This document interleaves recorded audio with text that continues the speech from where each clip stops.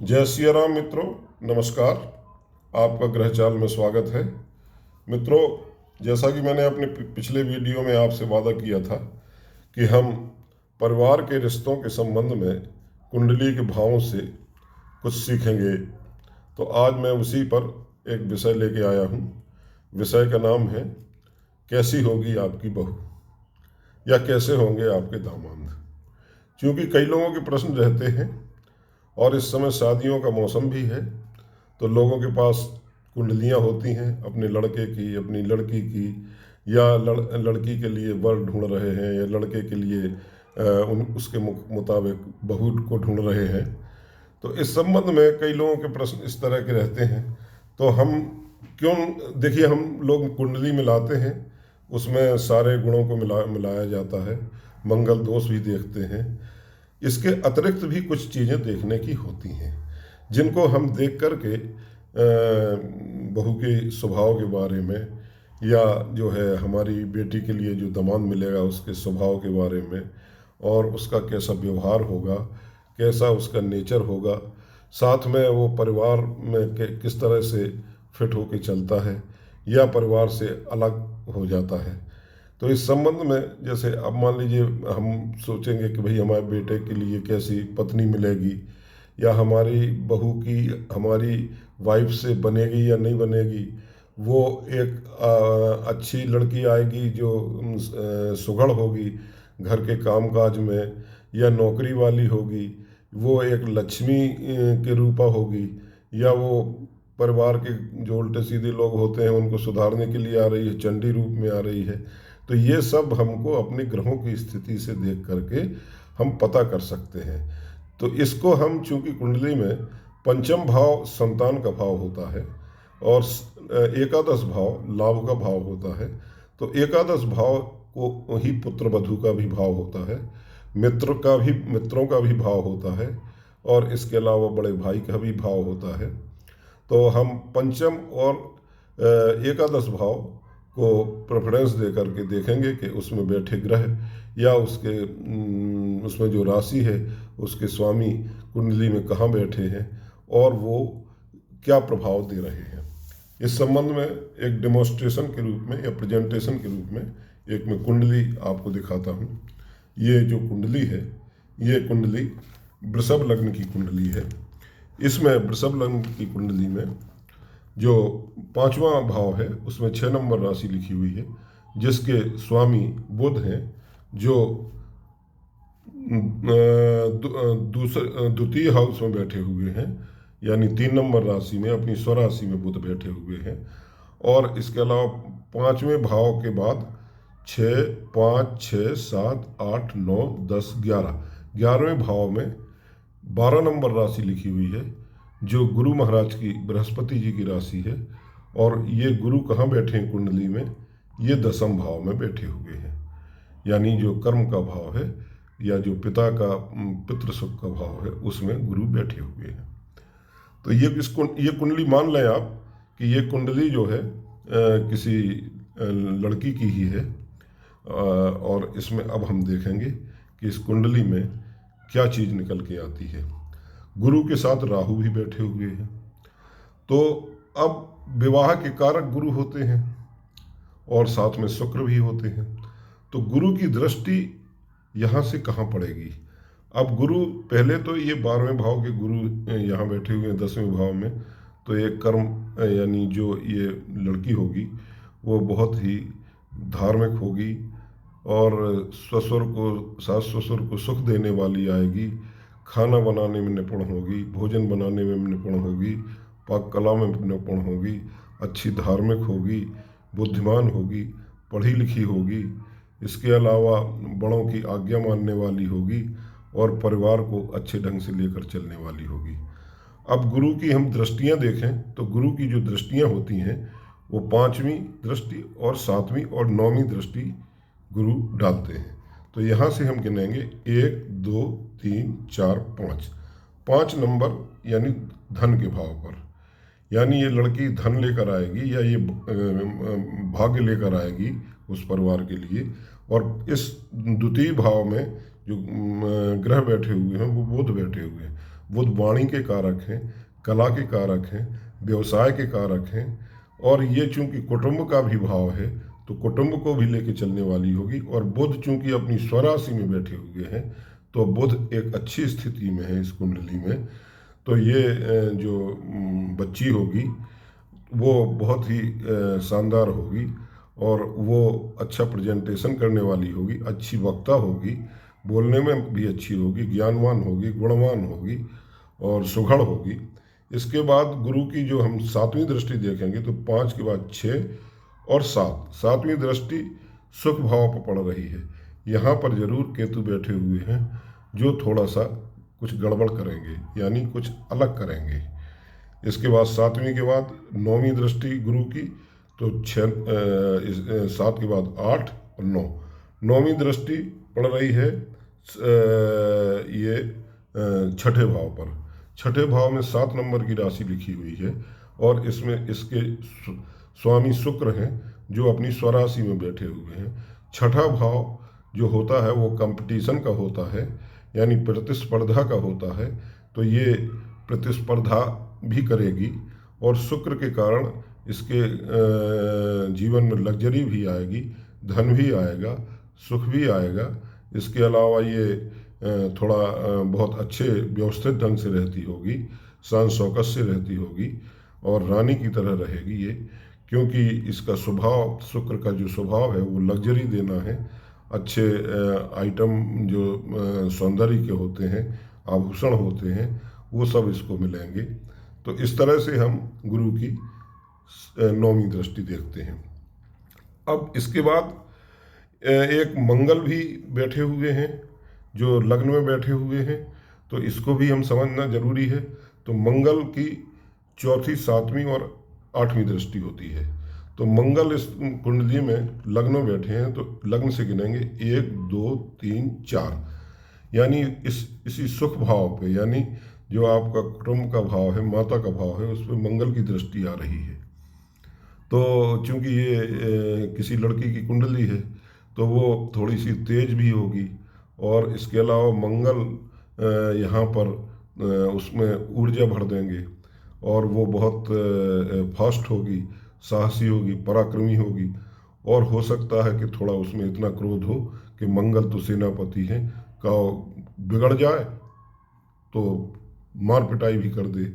इसके बाद अनुशासन भी ठीक रखेगी। फिर मंगल की 7वीं दृष्टि विवाह का जो घर है, पत्नी या पति का घर है, 7वां भाव है, उस पर पड़ रही है। वहाँ चंद्रमा बैठे हुए हैं तो यहाँ चंद्रमा तो अच्छी सुंदर पत्नी दिलाएंगे या सुंदर बहू दिलाएंगे, किंतु मंगल की दृष्टि के कारण उसका स्वभाव तेज होगा। और 8वीं दृष्टि मंगल की ये 8वें भाव पर पड़ रही है जहाँ 9 नंबर राशि लिखी हुई है जो गुरु की ही राशि है। तो इस तरह से गुरु पर भी मंगल का कुछ प्रभाव आ रहा है, यानी कि जो एकादश भाव के स्वामी हैं, जो एकादश भाव में राशि लिखी है 12 नंबर मीन राशि, ये चूंकि बहू का या दामाद का, मतलब ये कुंडली का विश्लेषण केवल बहू से मत देखिए, आपकी बेटी के लिए दामाद से भी इसी का आकलन होगा कि दामाद भी आपको मिलेगा। तो इसी तरह से जो गुण मैंने बहू के लिए बताए हैं उन्हीं गुणों वाला दामाद भी होगा। और इस तरह से ये ओवरऑल कहा जाए तो कुंडली कुछ ठीक है, बाकी शेष घर में सबके स्वभाव एक से नहीं होते हैं, लेकिन थोड़ा तालमेल भी मिलाकर चलना पड़ता है। इसके बाद मैं एक कुंडली का और उदाहरण आपको दूंगा डेमोन्स्ट्रेशन के रूप में, ताकि आप अच्छे से कुंडली का विश्लेषण या कुंडली को देख सकें और ये निर्णय कर सकें कि हमको कैसी बहू अपने घर में लाना है। तो अब ये एक कुंडली है, ये कर्क लग्न की कुंडली है, यानी 4 नंबर राशि लिखी हुई है लग्न में जो कर्क की है, और 4 नंबर लग्न में चंद्रमा बैठे हुए हैं जो अपनी स्वराशि में बैठे हुए हैं। और जो 5वां भाव है, जो सुत भाव है या संतान का भाव है, वो संतान का भाव 5वां भाव जिसमें सूर्य बैठे हुए हैं, 8 नंबर की राशि लिखी हुई है जो मंगल की राशि है। सूर्य मंगल के मित्र हैं, तो सूर्य जो है वो अपनी मित्र की राशि में बैठे हुए हैं। इसके बाद एकादश भाव, एकादश भाव में एकादश भाव ये पड़ा 11वां भाव, इसमें 2 नंबर राशि लिखी हुई है। इसके स्वामी शुक्र हैं जो भाग्य भाव में बैठे हुए हैं, 9वें भाव में बैठे हुए हैं और गुरु महाराज के साथ बैठे हुए हैं। 12 नंबर की राशि गुरु की है, यानी गुरु स्वराशि में हुए और 12 नंबर राशि में शुक्र उच्च के हो जाते हैं। इस तरह से मतलब ये इसका जो स्थान है पुत्र वधू का, उसका स्थान ये हुआ जहाँ उसके ग्रह बैठे हुए हैं या ग्रहों का संयोजन या युति है यहाँ पर। तो ग्रह तो बहुत अच्छे बैठे हैं, दोनों आचार्य हैं और दोनों अच्छी स्थिति में हैं। एक स्वराशि में है और एक उसी राशि में उच्च के हो गए हैं। तो ये लड़की तो बहुत ही भाग्यवान होगी।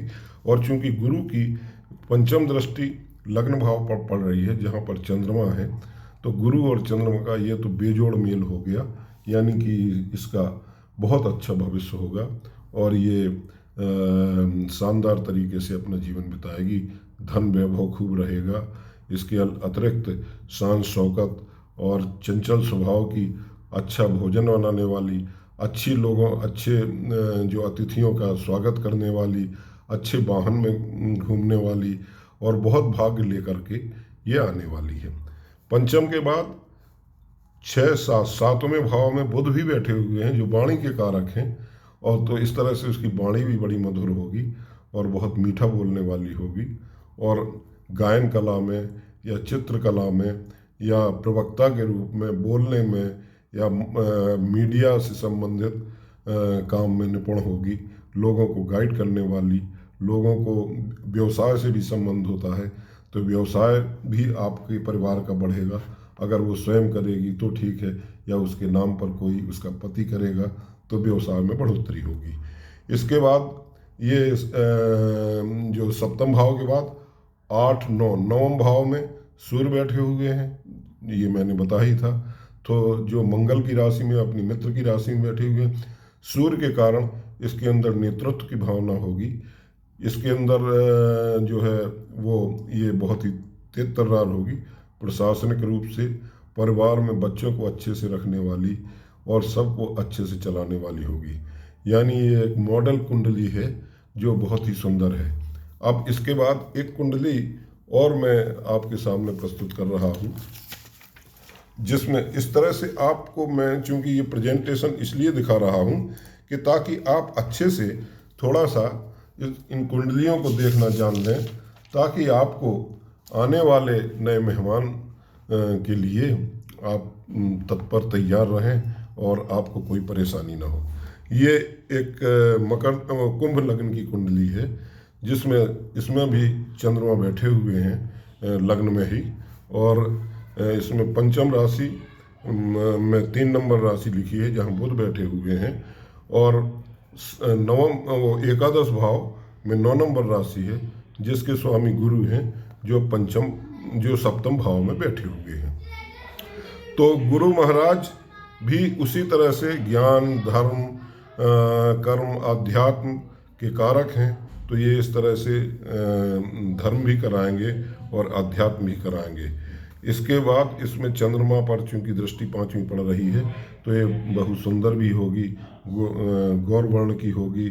इसके अलावा चंचल स्वभाव होगा और शीतलता होगी, भावनात्मक होगी, यानी उसकी भावनाएं बहुत जल्दी आहत होंगी। इसके अलावा चूँकि माँ से या माता से या सास से जो भी मिलेगी ससुराल में, उनसे इसका प्रेम होगा। इसके अलावा चूँकि ये दादी नानी का भी घर है, तो अगर उसको दादी सास मिलती हैं या दामाद को भी दादी सास मिलती हैं तो वो उनका स्वभाव भी अच्छा होगा और उनके साथ वो लेकर चलेगी। इसके बाद सप्तम भाव में मंगल बैठे हुए, जिसके कारण वो तेज तर्रार होगी। तेज तर्रार होने का मतलब ये है कि ये चूँकि तृतीय भाव है, तृतीय भाव साहस व पराक्रम का होता है, तो वो अपने परिवार की आबरू इज्जत के लिए हर जगह लड़ने को तैयार होगी, क्रोधी भी होगी और मौका चलने पे ये उखाड़ पछाड़ भी शत्रुओं का कर सकती है। इसके बाद जो 9वां भाव है उसमें बुध बैठे हुए हैं जो वाणी के कारक हैं। तो बुध भी अच्छी वाणी देंगे, अच्छी डीलिंग करने वाली होगी, व्यवसाय अच्छा करने वाली होगी। और इसके अलावा चूँकि शुक्र सप्तम भाव में है और चंद्रमा की शुक्र पर दृष्टि पड़ रही है, तो इसकी मैरिड लाइफ भी बहुत अच्छी होगी, इसका वैवाहिक जीवन भी बहुत अच्छा होगा। इस तरह से कुंडलियों पर हम विश्लेषण करके जान सकते हैं कि हमारे परिवार में आने वाला नया सदस्य किस तरह का, किस स्वभाव का होगा। अब जैसे इस एक कुंडली में मैंने आपको बताना मैं भूल गया कि ये इस कुंडली में, ये जो एक कुंडली थी जो मैंने बताया, इसमें चूँकि गुरु के साथ जो गुरु की राशि है, एकादश के स्वामी है, गुरु के साथ राहु बैठ गए हैं। राहु के कारण राहु गुरु के साथ मिलकर के गुरु चांडाल योग बनाते हैं, तो वो कभी चंडी का भी रूप रख सकती है। हालांकि उसका स्वभाव चूँकि गुरु से मिलता जुलता है, तो अध्यात्म की होगी, वेद पुराण या धर्म की ज्ञाता भी होगी, शिक्षा दीक्षा में अच्छी होगी, अच्छे कर्म होंगे। लेकिन राहु के यहाँ आ जाने से राहु क्या होता है, राहु जो जिस ग्रह के साथ बैठता है उसका स्वभाव ले लेता है। तो ये कभी रूखे स्वभाव की या उल्टे सीधे स्वभाव की या मतलब जो है यहाँ तक कि गाली गलौज पे भी उतर सकती है, किसी ने अगर उसके साथ कुछ अन्याय करने की कोशिश की। साथ में केतु की दृष्टि है, तो केतु की दृष्टि के कारण ये जो है अलगाव भी कर सकती है परिवार से, क्योंकि ये आपका माता का घर है, माँ से अलगाव भी पैदा कर सकती, क्योंकि गुरु की सप्तम दृष्टि आपकी इसमें चौथे भाव पर पड़ रही है। इसके अतिरिक्त एक और भी जो कुंडली मैंने बताई थी, इसमें चूँकि 12वें भाव में शनि और केतु बैठे हुए हैं, तो 12वें भाव में शनि और केतु के बैठने से ये चूँकि हॉस्पिटल का भाव है, ये सैया का भाव है, ये विदेश का भाव है, तो ये लड़की या दमाद जो भी होंगे ये विदेश भी शिफ्ट हो सकते हैं। और विदेश का मतलब ये नहीं होता है कि फॉरेन कंट्री, आप जिस कंट्री में, जिस प्रदेश में रहते हैं उस प्रदेश के अलावा किसी अन्य, मान लीजिए आप नॉर्थ स्टेट में रह रहे हैं, तो आप साउथ स्टेट में चले जाएं जहां भाषा या खान पान बदल जाता है, या विदेश चले जाएं। और केतु के कारण वो बाहर जा सकता है, और शनि के कारण, शनि चूँकि शनि चलने वाले हैं, काफ़ी दिनों तक कुंडली मार के बैठ जाते हैं साढ़े साथी के रूप में, या 20 साल की महादशा के अंतर्गत, तो शनि उसको वहीं फिक्स कर देंगे, यानी ये बाहर ही निवासी हो जाएगी, यानी घर से दूर भी जा सकती है। इस तरह से हम कुंडली का विश्लेषण करते हैं। तो मित्रों, ये जानना बहुत आवश्यक है कि हमको, क्योंकि लड़के लड़की की शादी होती है तो उनके जीवन की दूसरी शुरुआत होती है, दोनों 50-50% के पार्टनर होते हैं। अगर कुछ गड़बड़ परिवार में होती है तो लड़की का 50% यानी आधा हिस्सा लड़के का है, और अगर लड़के को कोई परेशानी आती है तो उसका भी जीवन नरक बन सकता है। तो मित्रों, हमको ये देखना बहुत आवश्यक है कि हमारी कुंडली में ग्रहों का संयोजन कैसा है। आज के लिए अब मैं इतना ही, और आप मेरी चैनल को सब्सक्राइब करिए, और इसके साथ ही कुंडली के विश्लेषण के लिए या कुंडली बनवाने के लिए आप मुझसे संपर्क करते हैं। जय सिया राम, नमस्कार।